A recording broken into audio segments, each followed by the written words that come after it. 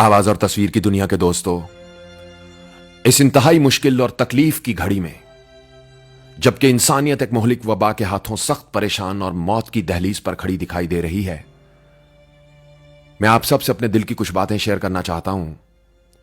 लेकिन सबसे पहले मौजूदा सूरत हाल पर दुनिया के बड़ों की अक्कासी करती हुई एक चंद अल्फाज पर मुश्तमिल बहुत ही मुख्तसर कहानी सुन लीजिए। पुरानी बात है, एक बहुत बड़ी रियासत का बादशाह अपने गधे पर उल्टा सवार होकर कहीं सफर के लिए निकला। किसी ने पूछा, बादशाह सलामत, आप गधे पर उल्टे क्यों सवार हैं? तो बादशाह बोला, मैं अपने गधे पर उल्टा इसलिए बैठा हूं ताकि पीछे से आने वाले खतरात का मुकाबला करने के लिए उन पर नजर रख सकूं। इस पर वो शख्स बोला, बादशाह सलामत, अगर जान की अमान पाऊं तो एक बात पूछूं? बादशाह बोला, पूछो। तो वो शख्स बोला, बादशाह सलामत, आप गधे पर उल्टे सवार होकर पीछे से आने वाले खतरात पर तो नजर रख लेंगे, उनका मुकाबला तो कर लेंगे, मगर यह बताइए, सामने से आने वाले खतरात पर नजर कौन रखेगा? सामने से आने वाले खतरात का पता कैसे चलेगा? तो बादशाह ने समंदर को कूजे में बंद कर दिया, यह कहते हुए, सामने से आने वाले खतरात पर मेरा गधा नजर रखेगा, सामने से आने वाले खतरात का मुकाबला मेरा गधा करेगा। दोस्तों, अब इस कहानी को जरा मौजूदा हालात के तनाजुर में देखिए। बेशक इसमें सोचने समझने और गौर व फिक्र करने वालों के लिए बहुत कुछ है। जहां गधे सामने से आने वाले खतरात और चैलेंजेस का मुकाबला करते हैं, वहां किसी दुश्मन को पीछे से वार करने की भला क्या जरूरत है?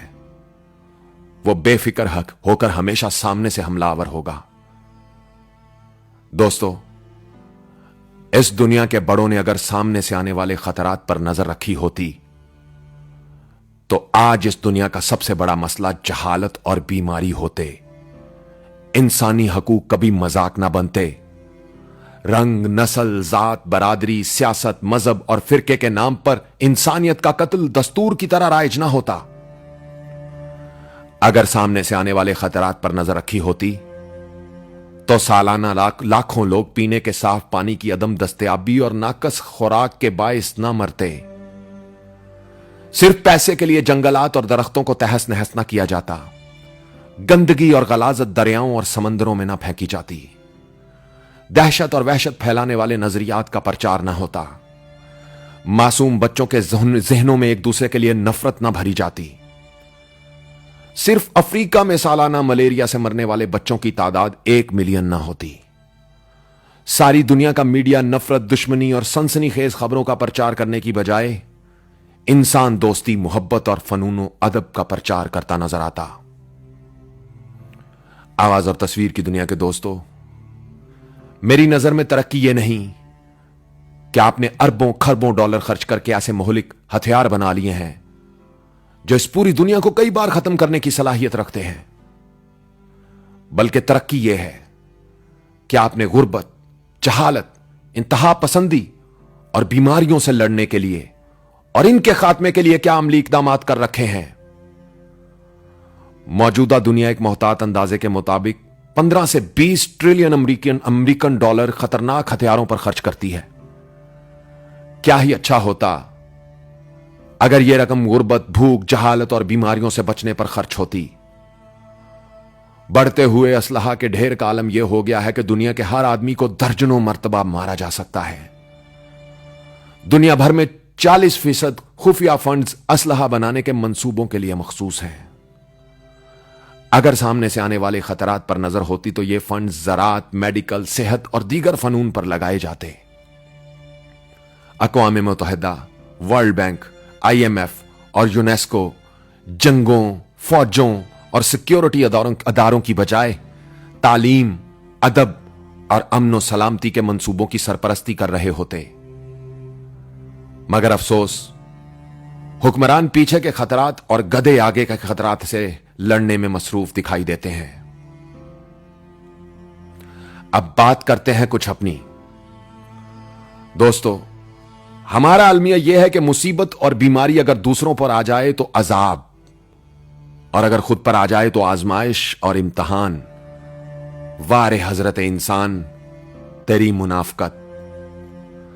50 रुपए का हैंड सैनिटाइजर 500 में फरोख्त करने वाला दुकानदार शायद यह नहीं जानता कि वह खुद एक बहुत बड़ी बीमारी बन चुका है।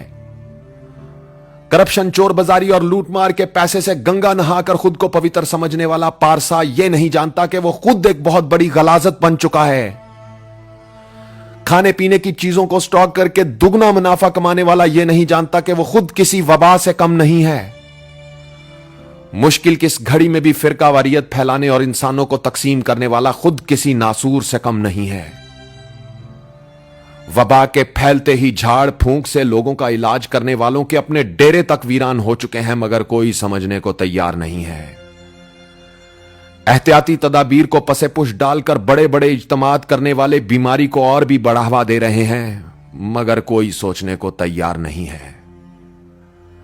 जिन लोगों का इल्म, तहकीक और जुस्तजू से दूर का भी कोई ताल्लुक नहीं है, उन्हें टीवी पर बुलवाकर उनसे पूछा जा रहा है कि क्या किया जाए, मगर कोई सवाल करने को तैयार नहीं है। क्या खूब कहा है किसी ने, लोगों को यह समझाना कि उन्हें बेवकूफ बनाया जा रहा है दुनिया का सबसे मुश्किल काम है। अपनी नामवरी, शोहरत और जयजयकार के लिए बादशाहों के दरबार पर सलामियां पेश करने वालों को कुदरत का निजाम रद्द कर चुका है, मगर कोई आंखें खोलने को तैयार नहीं है। दोस्तों, बेशक कुदरत का कानून है, एक वक्त आता है जिनकी नीयत में खोट होता है, वो चाहे लाख रो रो कर दुहाइयां दें, उनकी फरियादें रद्द कर दी जाती हैं। आवाज और तस्वीर की दुनिया के दोस्तों, मौजूदा हालात के तनाजुर में अगर मेरी बातें आपके दिल पर दस्तक दे रही हैं तो वीडियो को शेयर करके इसे दुनिया के हर उस बड़े तक पहुंचाना अब आपकी जिम्मेदारी है जो कुछ करने की भी सलाहियत रखता है। याद रहे, इस वबा का खतरा तो जल्द ही टल जाएगा, मगर जहालत और गुमराही का खतरा खत्म करने के लिए हम सबको अमली इकदामात करने होंगे। यह बीमारी इतने लोगों को नुकसान नहीं देगी जितना जहालत और गुमराही के हाथों होता चला जा रहा है। इसके साथ ही उज़ैर रशीद को इजाजत दीजिए। अपना ख्याल तो सब रखते हैं, आप उनका भी ख्याल रखा करें जिनका कोई ख्याल नहीं रखता। अल्लाह हो आप सबका हामी नासिर। अल्लाह हाफिज।